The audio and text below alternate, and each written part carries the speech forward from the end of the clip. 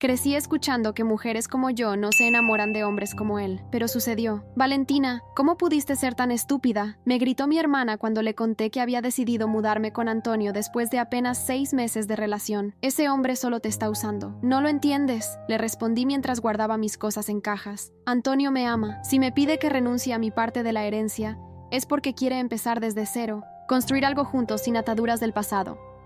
¿Y no te parece sospechoso que justo se interese en ti cuando heredamos la hacienda y los terrenos?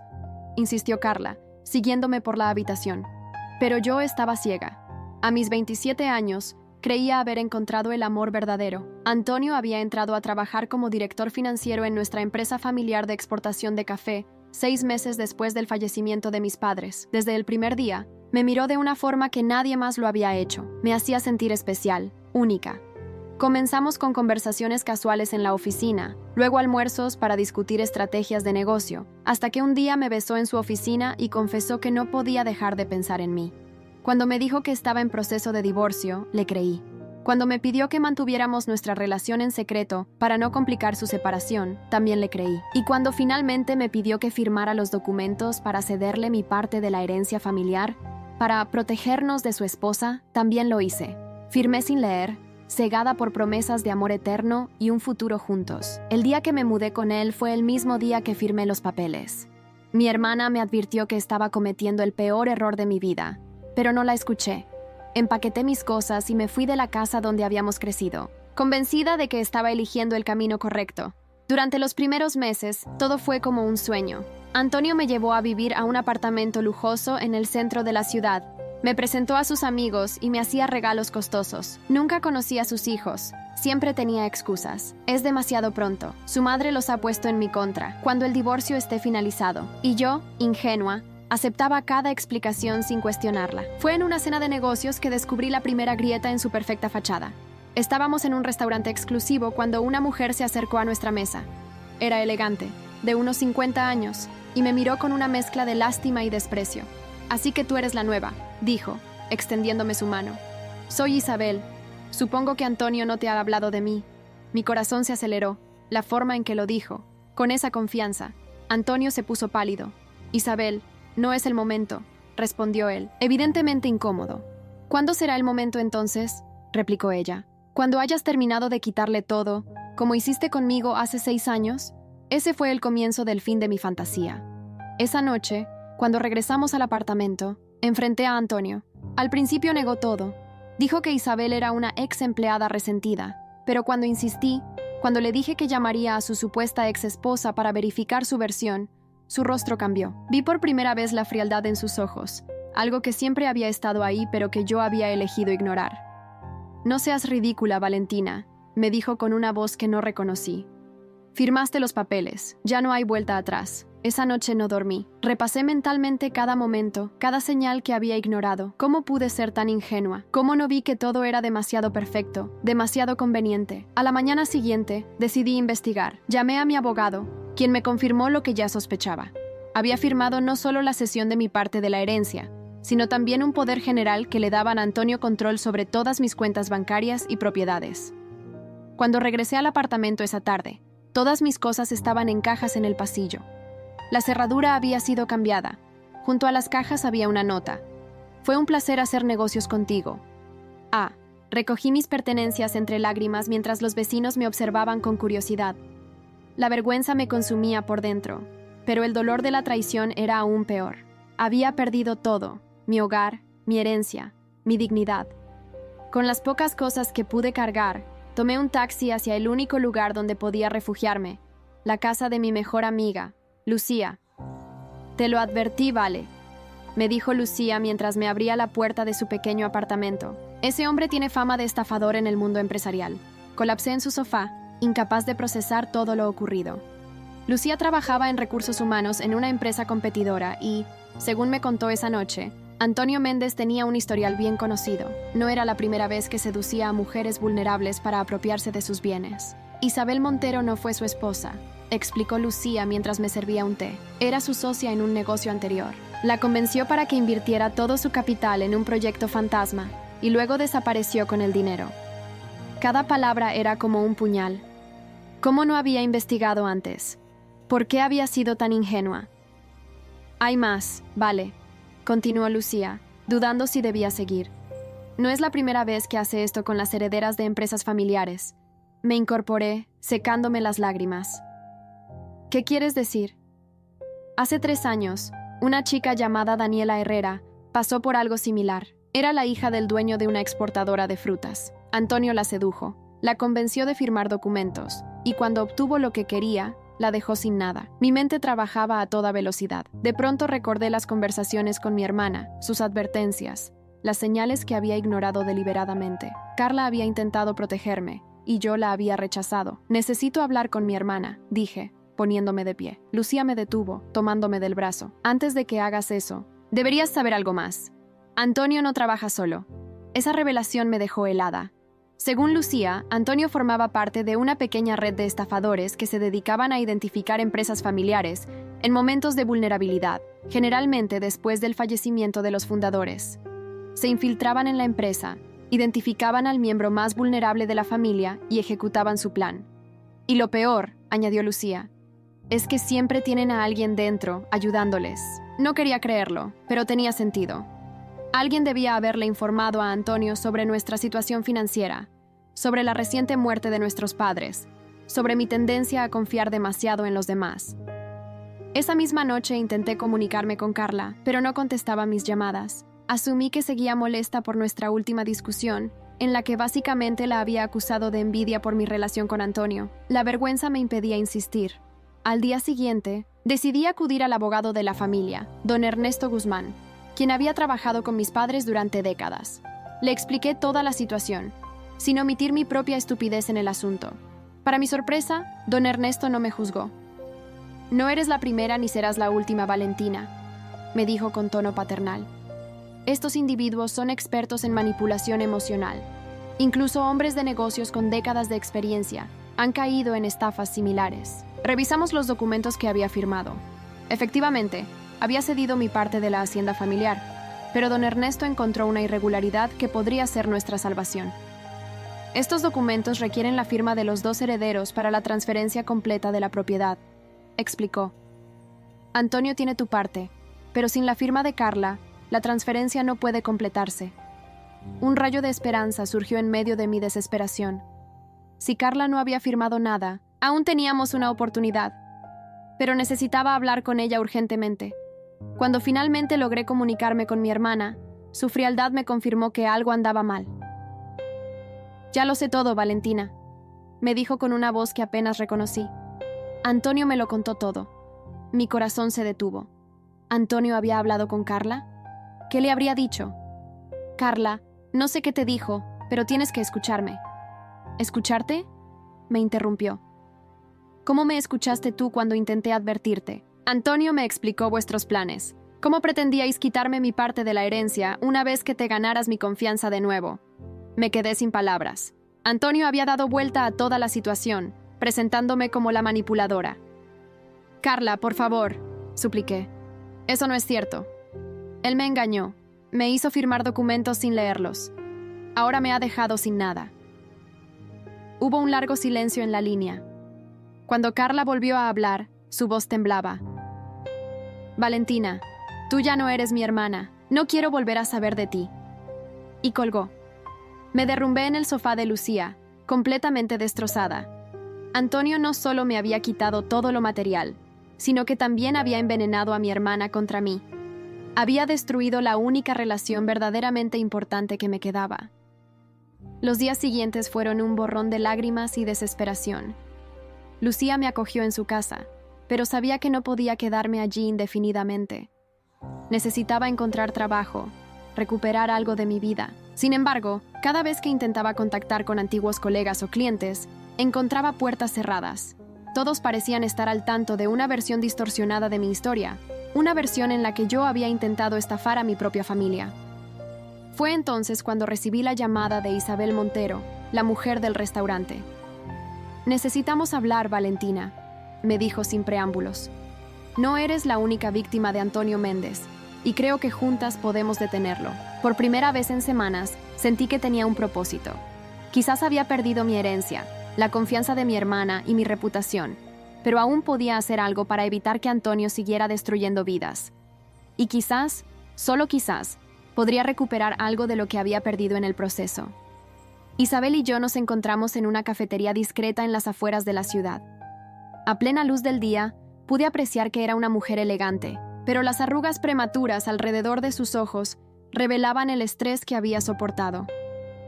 Perdí 15 millones de pesos en inversiones y mi reputación como empresaria, me explicó mientras revolvía su café. Antonio apareció cuando mi empresa de importaciones estaba en su mejor momento. Me hizo creer que teníamos una conexión especial, que juntos podríamos expandir el negocio internacionalmente. Su historia era dolorosamente similar a la mía. Antonio había identificado su vulnerabilidad, en su caso, la soledad de una mujer exitosa pero sin familia, y había explotado cada grieta emocional hasta conseguir lo que quería. Lo peor no fue perder el dinero, continuó Isabel. Fue descubrir que personas en las que confiaba estaban coludidas con él. Esas palabras me golpearon con fuerza. Recordé lo que Lucía me había dicho sobre que Antonio siempre tenía a alguien dentro. Si eso era cierto, ¿quién había sido el informante en nuestro caso? ¿Cómo lo descubriste?, pregunté, incapaz de ocultar mi ansiedad. Fue un accidente. Encontré correos en una computadora compartida de la oficina. Mensajes entre Antonio y mi asistente personal, Rodrigo, detallando información confidencial sobre mis finanzas y rutinas personales. Un escalofrío recorrió mi espalda. En nuestra empresa familiar, después de la muerte de mis padres, habíamos contratado a varios ejecutivos nuevos para cubrir posiciones clave. Uno de ellos podría ser el cómplice de Antonio. Lo que necesitamos hacer, dijo Isabel bajando la voz, es reunir pruebas suficientes para presentar una denuncia formal. Conocí a otras 2 mujeres que pasaron por lo mismo. Si unimos nuestros testimonios y encontramos evidencia concreta, podríamos tener un caso. Sentí una mezcla de esperanza y temor. Por un lado, la posibilidad de hacer justicia me daba fuerzas. Por otro, enfrentar a Antonio significaba exponerme a más humillación y posiblemente a represalias. No será fácil, añadió Isabel, como leyendo mis pensamientos. Antonio es cuidadoso, nunca deja rastro de sus estafas y tiene contactos en lugares importantes. A pesar del miedo, supe que no tenía alternativa. Si quería recuperar mi vida y mi relación con Carla, tenía que enfrentar a Antonio y desenmascararlo. Estoy dentro, dije con firmeza. ¿Por dónde empezamos? Isabel sonrió por primera vez. Por lo más difícil, identificar a su cómplice en tu empresa. Esa misma tarde, comencé mi investigación. Aprovechando que Lucía trabajaba en recursos humanos, le pedí que averiguara sobre los nuevos ejecutivos que habíamos contratado. Necesitábamos saber quién había recomendado a Antonio para el puesto de director financiero. Mientras tanto, intenté nuevamente contactar con Carla. Le dejé mensajes explicándole la situación, rogándole que nos reuniéramos solo una vez para que pudiera contarle toda la verdad. Pero no recibí respuesta. Antonio había hecho un trabajo magistral envenenándola contra mí. Después de varios días de investigación, Lucía me trajo una información sorprendente. «No vas a creerlo, Vale», dijo, dejando caer un folder sobre la mesa. Antonio fue recomendado para el puesto por Marcos Salinas. Marcos era el contador de la empresa, un hombre que había trabajado con mis padres durante más de 20 años. Lo considerábamos prácticamente de la familia. Había sido quien nos había consolado en el funeral, quien nos había ayudado con todos los trámites legales después de su muerte. «No puede ser», murmuré, incrédula. Marcos nos vio crecer. ¿Por qué haría algo así? «Hay más», continuó Lucía. En los últimos 6 meses, Marcos ha realizado transferencias inusuales desde las cuentas de la empresa a una sociedad fantasma. Coinciden con los periodos en que Antonio estaba más activo en su relación contigo. La traición me dejó sin aliento. Marcos había sido como un tío para nosotras. Había estado en nuestras graduaciones, en nuestros cumpleaños. Verlo involucrado en esta estafa era devastador. Sin embargo, esta revelación me dio una idea. Si Marcos había sido el informante de Antonio, quizás también tenía información que podríamos usar en su contra. El problema era cómo acercarme a él sin levantar sospechas. La oportunidad llegó de forma inesperada. Una tarde recibí una llamada de la secretaria de la empresa. Aparentemente, había documentos pendientes que requerían mi firma para completar ciertos trámites administrativos relacionados con mi salida. «Es solo formalidad», me aseguró la secretaria. «El señor Salinas pidió específicamente que usted viniera a firmarlos personalmente». Supe inmediatamente que era una trampa. Probablemente querían hacerme firmar algo más. algún documento que completara la estafa. Pero en lugar de rechazar la invitación, vi la oportunidad perfecta para infiltrarme en la empresa y buscar pruebas. Antes de continuar, permítanme hacer una observación. Esta es una historia original del canal TS Triálogos. Si la estás escuchando desde otro canal, significa que esta historia fue robada de nuestro canal. Si te gustó esta historia, suscríbete a TS Triálogos para ver las mejores historias. Antes de ir, le conté a Isabel sobre la situación. Ella me advirtió que tuviera cuidado, pero también me dio algunas indicaciones sobre qué tipo de pruebas buscar: correos electrónicos, transferencias bancarias, cualquier documento que vinculara a Antonio con esquemas similares en el pasado. El día de la cita, me vestí con la misma ropa formal que solía usar cuando trabajaba allí. Quería proyectar una imagen de profesionalismo y control, aunque por dentro estaba temblando de nervios. Cuando llegué a la recepción, la secretaria me saludó con una sonrisa incómoda. «El señor Salinas la está esperando en su oficina», me indicó. Mientras caminaba por los pasillos de la empresa que alguna vez consideré mi segundo hogar, sentí las miradas de mis antiguos compañeros. Algunos apartaban la vista, avergonzados. Otros murmuraban a mis espaldas. Antonio había hecho bien su trabajo, asegurándose de que mi reputación quedara por los suelos. Al llegar a la oficina de Marcos, respiré profundo y toqué la puerta. «Adelante», escuché su voz familiar. Entré con paso decidido, encontrándome cara a cara con el hombre que había traicionado la confianza de mi familia. Marcos pareció sorprendido de verme, como si no esperara que tuviera el valor de presentarme. «Valentina, qué sorpresa», dijo, levantándose de su escritorio para saludarme. «Pensé que enviarías a alguien en tu lugar». «Algunos asuntos requieren presencia personal», respondí, manteniendo un tono profesional. Marcos me indicó que tomara asiento mientras buscaba los documentos supuestamente pendientes. Aproveché ese momento para observar su oficina, buscando cualquier cosa que pudiera servirme como evidencia. Fue entonces cuando noté que había dejado su computadora desbloqueada. «Disculpa un momento», dijo Marcos. «Creo que los documentos están en el archivo. Regreso enseguida». En cuanto salió de la oficina, supe que tenía que actuar rápido. Me acerqué a su computadora y comencé a buscar en sus correos electrónicos. No sabía exactamente qué buscaba, pero necesitaba algo, cualquier cosa que vinculara a Marcos con Antonio más allá de la relación profesional. Finalmente lo encontré. Una carpeta completa de correos intercambiados con Antonio, fechados desde mucho antes de que él entrara a trabajar en la empresa. En esos correos, discutían detalladamente nuestras finanzas familiares, la situación emocional en la que me encontraba tras la muerte de mis padres, e incluso estrategias para acercarse a mí. Con manos temblorosas, saqué mi teléfono y comencé a fotografiar la pantalla, capturando tantos correos como pude. Estaba tan concentrada que no escuché la puerta abrirse. «¿Qué crees que estás haciendo?», me giré, sobresaltada. Marcos estaba en la puerta, su rostro una máscara de furia y sorpresa. Intenté esconder mi teléfono, pero era demasiado tarde. «Marcos, puedo explicarlo», comencé, aunque sabía que no había explicación posible. «Dame ese teléfono», exigió, avanzando hacia mí. «No tienes idea de con quién te estás metiendo, Valentina». En ese momento, supe que estaba en peligro.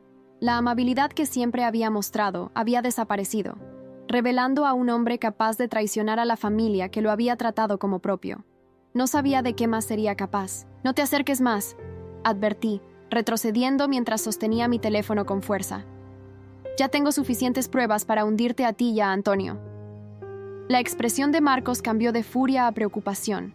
Miró hacia la puerta, como calculando si alguien podría escucharnos. «Valentina, no entiendes lo que está pasando», dijo bajando la voz. «Dame el teléfono y te explicaré todo». «¿Explicar qué?», respondí, manteniendo la distancia entre nosotros. «¿Cómo conspiraste con Antonio para robarme mi herencia? ¿Cómo traicionaste a mis padres después de que confiaron en ti durante décadas?» Vi el dolor en sus ojos, un destello de vergüenza que confirmaba mis acusaciones. Pero también había algo más, algo que no podía descifrar.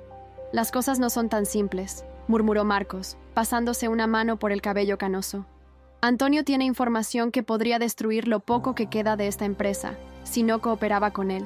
En ese momento, la puerta se abrió nuevamente. Mi corazón se detuvo cuando vi entrar a Antonio, impecablemente vestido en un traje gris, con esa sonrisa encantadora que alguna vez me había hecho perder la cabeza. «Valentina, qué agradable sorpresa», dijo, como si fuéramos viejos amigos encontrándonos casualmente. «Veo que has decidido volver a casa». El cinismo en su voz me revolvió el estómago. Este era el hombre que había destrozado mi vida, que me había manipulado y abandonado sin remordimiento alguno. «Esto ya no es mi casa, gracias a ti», respondí, luchando por mantener la compostura. Y pronto tampoco será tuya. Antonio soltó una risa breve, mirando a Marcos con complicidad. Siempre me gustó tu espíritu, Valentina. Es una lástima que tengamos que estar en bandos opuestos. Mientras hablaba, noté que se acercaba casualmente al escritorio, posicionándose entre la puerta y yo. Estaba atrapada en la oficina con dos hombres que tenían mucho que perder si yo salía de allí con las pruebas que había recopilado. No tiene por qué ser así, continuó Antonio, su voz suave como siempre que intentaba manipularme. Podríamos llegar a un acuerdo beneficioso para todos. Quizás no recuperes todo, pero podría ofrecerte una compensación razonable. Después de lo que me hiciste, repliqué con incredulidad. Después de mentirme, engañarme y arruinar mi relación con mi hermana. Antonio suspiró, como si yo fuera una niña haciendo un berrinche sin razón. Los negocios son los negocios, cariño, nada personal. Su comentario encendió una furia que no sabía que tenía dentro. ¿Nada personal? Había usado mis sentimientos, mis vulnerabilidades más profundas, para conseguir lo que quería. Tengo testimonios de otras mujeres a las que estafaste, dije, revelando parte de mi plan. Isabel Montero, Daniela Herrera, todas están dispuestas a testificar contra ti. Vi un destello de preocupación en los ojos de Antonio. Mi mención de esos nombres lo había descolocado momentáneamente. Aproveché esa fracción de segundo para actuar. Con un movimiento rápido, envié todas las fotos que había tomado a la nube y a Lucía, asegurándome de que las pruebas estuvieran a salvo, incluso si me quitaban el teléfono. Antonio notó lo que había hecho y su expresión se endureció. Marcos, revisa su teléfono, ordenó secamente. Marcos se acercó a mí, extendiendo su mano. Valentina, por favor, no compliques más las cosas, suplicó, pero pude ver que estaba tan asustado como yo. En ese momento crítico, la puerta se abrió nuevamente. Mi corazón dio un vuelco cuando vi a Carla en el umbral. ¿Qué está pasando aquí?, preguntó mi hermana, mirando confundida la escena frente a ella. Antonio recompuso inmediatamente su expresión, transformándola en una sonrisa cordial. Carla, qué bueno que llegaste, dijo acercándose a ella. Tu hermana está causando problemas de nuevo. Como te advertí, está intentando sabotear el acuerdo. Observé a mi hermana, buscando en sus ojos algún indicio de que podría escucharme, de que no estaba completamente convencida por las mentiras de Antonio. Para mi sorpresa, Carla no parecía estar comprando la explicación de Antonio tan fácilmente como antes. ¿Es cierto eso, Valentina?, me preguntó directamente, ignorando a Antonio. Era mi oportunidad. Si lograba que Carla me escuchara, si podía mostrarle las pruebas que acababa de recopilar, quizás podríamos enfrentar juntas esta situación. Carla, Antonio y Marcos han estado conspirando desde antes de la muerte de papá y mamá, dije rápidamente. Tengo los correos donde planeaban todo, cómo Antonio se acercaría a mí, cómo me convencería de firmar los documentos. Todo fue un montaje. Antonio intentó interrumpir, pero Carla levantó una mano para silenciarlo, un gesto que me dio esperanza. Muéstrame, exigió mi hermana. Le extendí mi teléfono, mostrándole las fotografías de los correos. Mientras Carla leía, su rostro pasó de la duda a la indignación, y finalmente al dolor. Antonio, viendo que perdía el control de la situación, decidió cambiar de estrategia. Esos correos pueden estar manipulados, dijo, con un tono de desesperación apenas oculto. Carla, piensa en todo lo que hemos logrado juntos en estos meses. Tu hermana siempre ha sido envidiosa de tu éxito. Esas palabras me dejaron helada. ¿Juntos?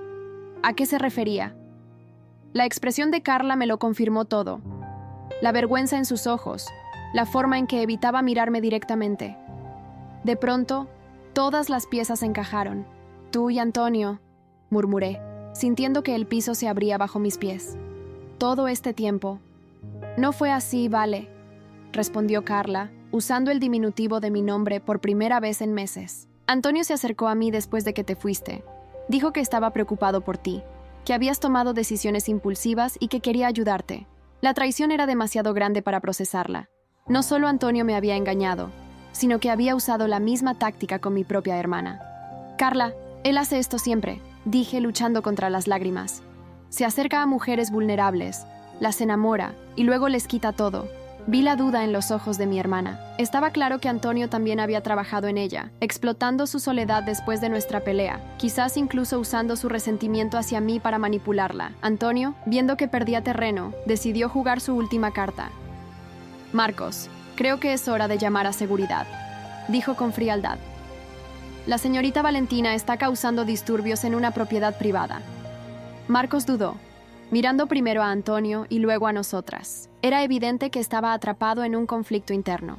«No lo hagas, Marcos», dijo Carla de repente, sorprendiéndonos a todos. «No más mentiras». El silencio que siguió fue ensordecedor. Antonio miraba a Carla con una mezcla de sorpresa y furia, como si no pudiera creer que ella también estuviera desafiándolo. «¿Tú también, Carla?», preguntó con una voz peligrosamente suave.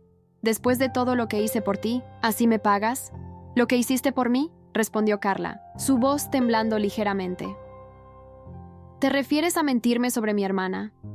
¿A manipularme para que firmara documentos que no entendía completamente?». Esa revelación me sorprendió. ¿Carla también había firmado documentos?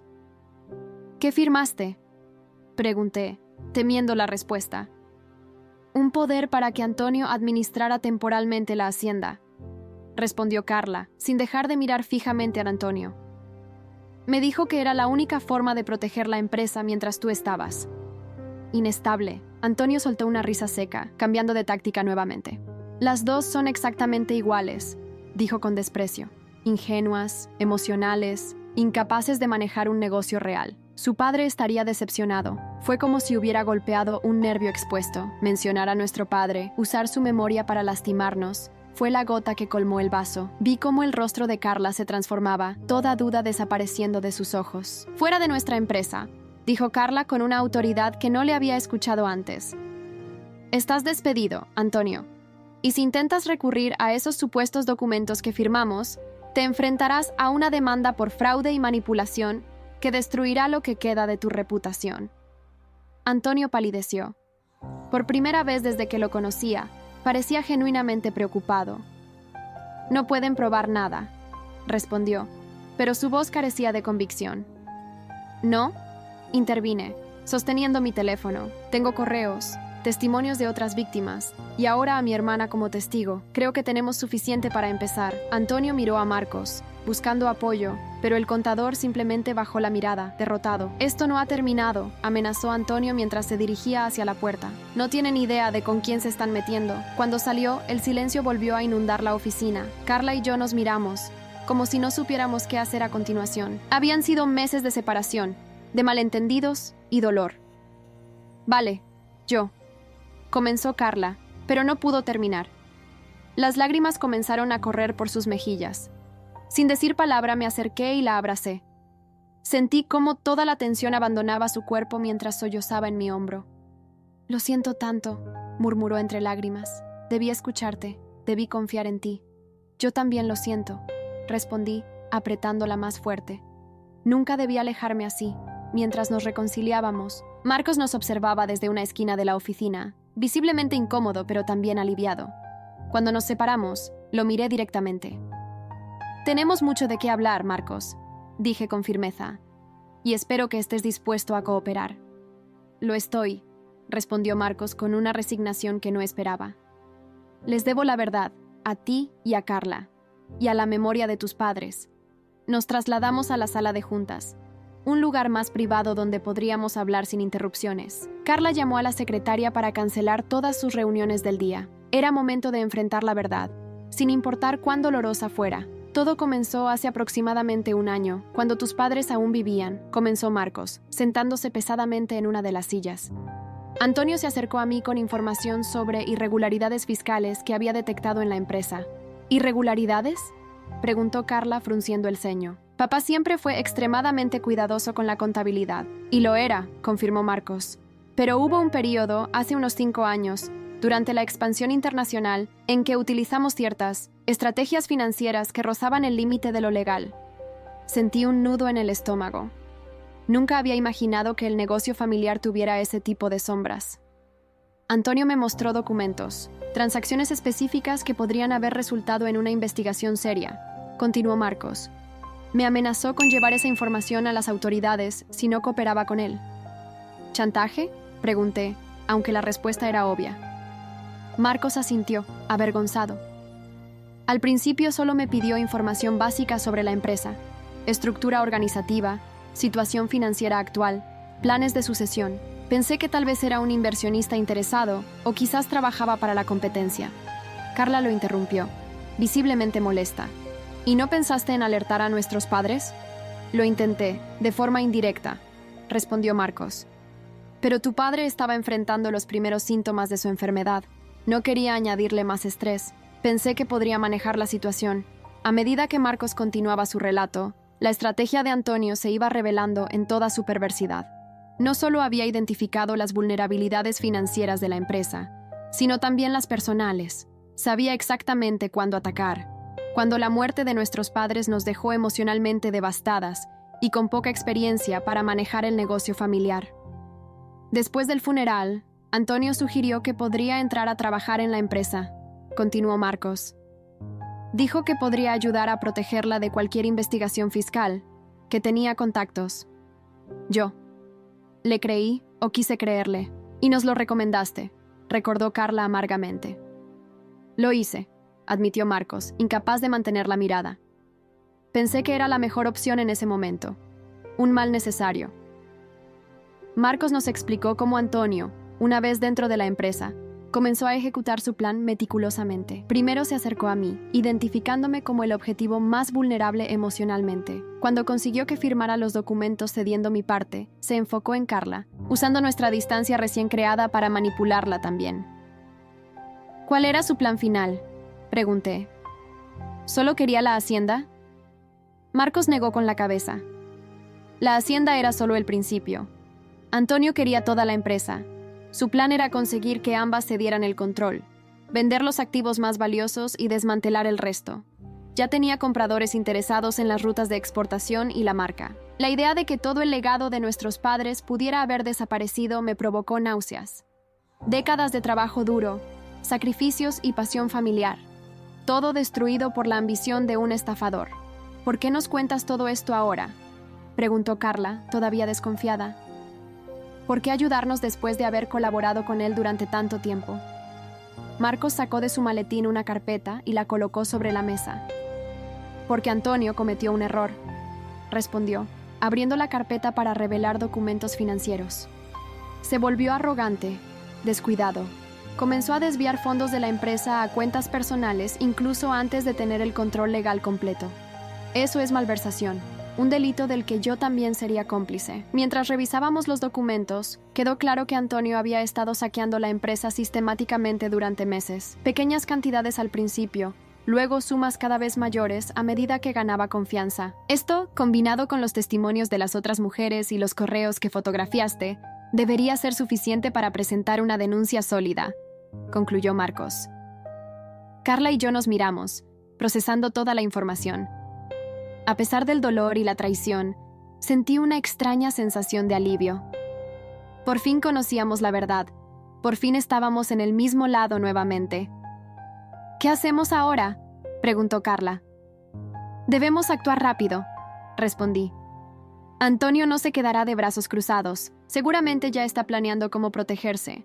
Acordamos un plan de acción inmediato. Carla se encargaría de contactar a nuestro abogado para iniciar los procedimientos legales, para invalidar los documentos firmados. Yo me comunicaría con Isabel para coordinar las declaraciones de todas las víctimas. Y Marcos, en un acto de redención, prepararía un informe detallado de todas las transacciones sospechosas para presentarlo a las autoridades. Esa misma tarde, recibí una llamada inquietante de Lucía. Vale, Antonio vino a mi oficina, me dijo con la voz temblorosa. Estaba furioso, preguntando por ti. Creo que sospecha que te he estado ayudando. Mi sangre se heló. No había considerado que Antonio pudiera tomar represalias contra mis amigos. ¿Te amenazó?, pregunté alarmada. No directamente, pero dejó claro que sabe mucho sobre mí, sobre mi familia.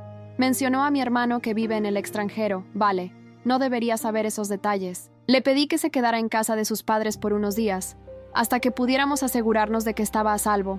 La idea de que Antonio pudiera lastimar a más personas me llenó de determinación. Esto tenía que terminar. Al día siguiente, nos reunimos en el despacho de don Ernesto Guzmán para preparar la denuncia formal. Isabel llegó acompañada de Daniela Herrera, otra de las víctimas de Antonio, una mujer joven con ojos tristes que me recordaron a mí misma hace unos meses. Mientras revisábamos cada detalle del caso, don Ernesto nos advirtió sobre la dificultad de enfrentar a alguien como Antonio. Tiene contactos, recursos y no dudará en usar cualquier táctica para desacreditarlas, explicó el abogado. Debemos estar preparados para una batalla legal larga y posiblemente sucia. No me importa, respondí con firmeza. No se trata solo de recuperar lo que es nuestro, sino de evitar que siga haciendo daño a más personas. Las demás mujeres asintieron en acuerdo. Todas habíamos sufrido a manos de Antonio. Todas teníamos cicatrices emocionales que tardaban en sanar, pero juntas éramos más fuertes. Presentamos la denuncia esa misma tarde. Como era de esperarse, la respuesta de Antonio no tardó en llegar. Sus abogados presentaron contrademandas por difamación, alegando que todas nuestras acusaciones eran parte de una conspiración para desacreditarlo. La batalla legal se prolongó durante semanas. Antonio utilizó cada recurso a su disposición: testigos falsos, documentos alterados. Incluso intentó sobornar a Marcos para que cambiara su testimonio, pero nos mantuvimos firmes. El verdadero punto de inflexión llegó cuando una periodista local, intrigada por el caso, comenzó a investigar el historial de Antonio. Descubrió un patrón de estafas similares en otras ciudades, con otras empresas familiares. Su reportaje detallado, publicado en el periódico más importante de la región, expuso a Antonio no solo como un estafador, sino como un depredador emocional sistemático. El impacto fue inmediato. Más víctimas comenzaron a presentarse, algunas con casos que se remontaban a más de una década atrás. La presión mediática y legal se volvió insostenible. Una mañana, recibí una llamada de Carla. «Vale, no vas a creerlo. Antonio ha huido», me dijo con una mezcla de alivio y satisfacción. «Su departamento está vacío y sus abogados no pueden contactarlo». La noticia me dejó con sentimientos encontrados. Por un lado, sentía alivio de que la amenaza inmediata hubiera desaparecido. Por otro, la idea de que pudiera escapar sin enfrentar las consecuencias de sus actos me resultaba intolerable. Sin embargo, Antonio había subestimado el alcance de nuestra determinación. Con la ayuda de Isabel, quien tenía contactos en la Policía Internacional gracias a su antiguo negocio de importaciones, logramos alertar a las autoridades sobre su posible huida. 3 días después, fue detenido en un aeropuerto intentando salir del país con documentos falsos. Cuando finalmente lo vi de nuevo, esposado y escoltado por oficiales de policía al entrar al juzgado, apenas pude reconocer al hombre que alguna vez me había hecho sentir tan especial. Su arrogancia había sido reemplazada por una expresión de derrota. Su elegancia por un aspecto descuidado y nervioso. Nuestras miradas se cruzaron brevemente. En sus ojos vi un destello de la misma frialdad calculadora que había vislumbrado aquella noche cuando me echó del apartamento. Pero ahora, esa mirada no me causaba temor ni dolor, solo lástima por un hombre vacío, incapaz de sentir remordimiento por las vidas que había destrozado. El juicio fue largo y agotador, pero al final, la justicia prevaleció. Antonio fue condenado por múltiples cargos de fraude, manipulación y malversación. Las propiedades y bienes que había acumulado con sus estafas fueron confiscados, y gran parte de ellos destinados a compensar a sus víctimas. Carla y yo recuperamos legalmente la hacienda familiar y la empresa, aunque sabíamos que reconstruir todo lo que Antonio había dañado llevaría tiempo y esfuerzo. Pero estábamos juntas de nuevo, más fuertes y más sabias, decididas a honrar el legado de nuestros padres. Han pasado 3 años desde que Antonio fue condenado. La hacienda familiar vuelve a florecer bajo nuestra administración conjunta. Carla y yo encontramos un equilibrio perfecto. Ella se encarga de la parte financiera y yo de las relaciones públicas y expansión comercial. Marcos se jubiló poco después del juicio, pero no antes de ayudarnos a reorganizar completamente la empresa y corregir las irregularidades que habían dado a Antonio su poder inicial sobre nosotros. Fue su forma de redimirse, aunque sé que nunca se perdonará completamente por su papel en lo sucedido. Isabel, Daniela y yo formamos una fundación para ayudar a mujeres que han sido víctimas de estafas emocionales y financieras. Les proporcionamos asesoría legal, apoyo psicológico y, en algunos casos, ayuda económica para recuperarse. Es gratificante ver cómo algo tan doloroso puede transformarse en una fuerza positiva. En cuanto a mi vida personal, aprendí a confiar nuevamente, aunque con cautela. Hace un año conocí a Gabriel, un agrónomo que vino a asesorarnos sobre nuevas técnicas de cultivo. Es paciente, honesto y entiende que algunas heridas tardan en sanar. Avanzamos despacio, construyendo una relación basada en el respeto mutuo y la transparencia. La última vez que supe de Antonio, seguía cumpliendo su condena. Ocasionalmente recibimos noticias sobre intentos de apelación que son sistemáticamente rechazados. A veces me pregunto si alguna vez reflexionará sobre el daño que causó, si sentirá aunque sea un atisbo de remordimiento. Pero he aprendido a no desperdiciar energía en esos pensamientos. Carla y yo visitamos regularmente las tumbas de nuestros padres. Les contamos sobre los nuevos proyectos de la empresa, sobre cómo estamos preservando y expandiendo su legado. Quiero creer que estarían orgullosos de cómo enfrentamos la adversidad y salimos fortalecidas. La cicatriz emocional que dejó Antonio nunca desaparecerá por completo. Hay días en que todavía me despierto sobresaltada, reviviendo momentos de esa época oscura. Pero esos episodios son cada vez menos frecuentes. He aprendido que las peores tormentas también pasan, dejando tras de sí un cielo más claro y un terreno fértil para nuevos comienzos.